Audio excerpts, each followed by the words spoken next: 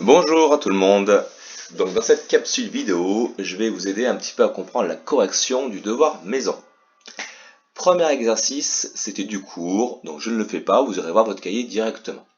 Le deuxième exercice, lui par contre, c'était de la schématisation. Donc on va reprendre un petit peu les règles de base. Vous avez ici un dessin qui est d'un schéma. On va un dessin d'un circuit électrique. On va le transformer en schéma électrique. Pour ça, chaque dipôle a un code qu'on doit apprendre par cœur, qui est dans le cahier. Donc on ne le dessine pas n'importe comment. Donc déjà, il faudra dessiner chaque dipôle par rapport à son code. Ensuite, ces dipôles sont reliés par des fils. Nous, les fils, on va les tracer soit horizontaux, soit verticaux. Vous voyez, en diagonale.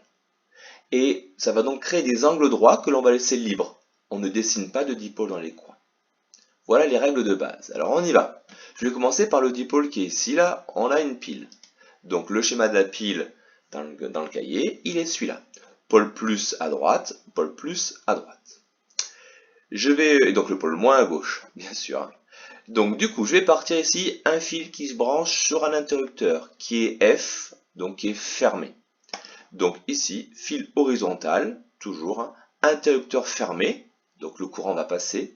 Et si le courant passe, il est normal que l'ampoule brille et que le moteur tourne, donc c'est une position qui est logique. Je ressors de l'interrupteur, je vois que j'ai un fil qui va sur l'ampoule. Donc vous voyez, des fils horizontaux ou verticaux, ça crée des angles droits, et une ampoule qui est ici. J'aurais pu la mettre sur cette partie-là, l'ampoule, peu importe. Ce qui est important, c'est qu'elle soit derrière l'interrupteur, ici, et avant le moteur.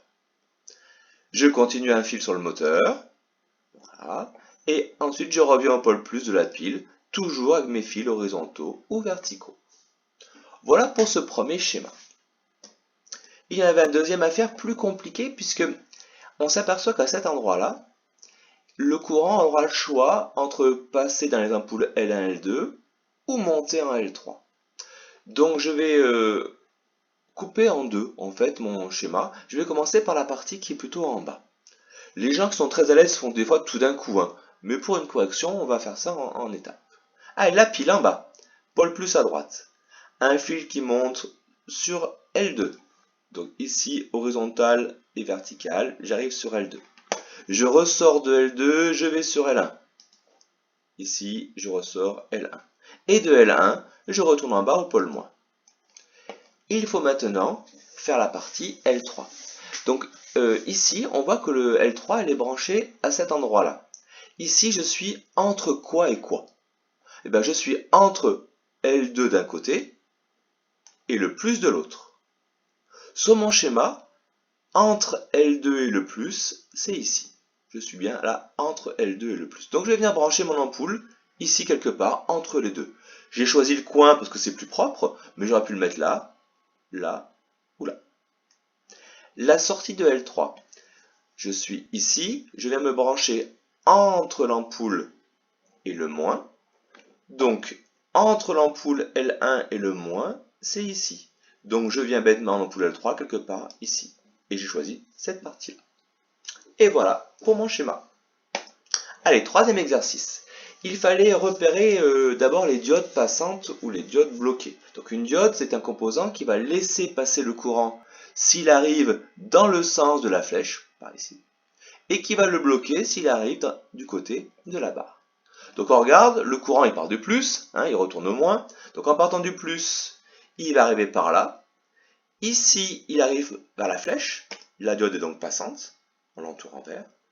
Et s'il va ici, il arrive sur la barre, la diode est donc bloquée, entourée en rouge.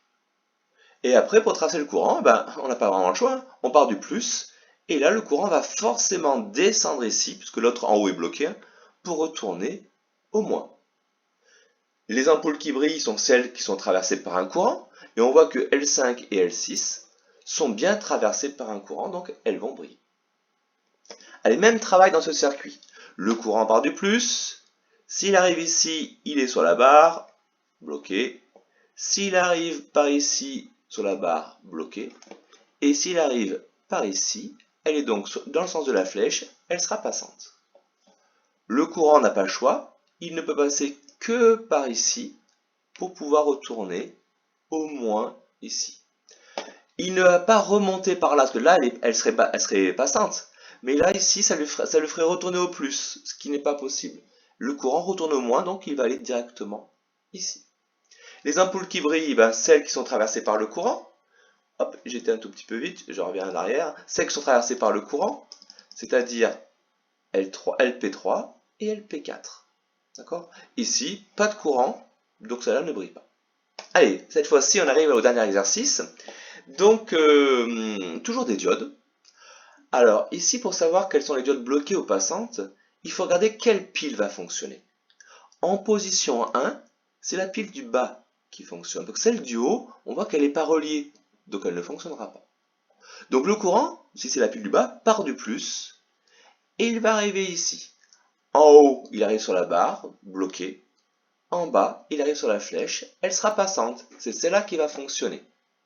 Et pour tracer le sens du courant, ben on part du plus, on monte. Ici, il y a le choix, donc il y a une partie du courant qui passe dans le moteur et qui revient au moins, et une partie du courant qui va descendre ici dans la diode qui est passante. Le moteur tourne, hein, en l'occurrence, je crois que les volets vont donc descendre. La DEL rouge est allumée. Changeons maintenant de position. Vous voyez, l'interrupteur, je l'ai mis ici.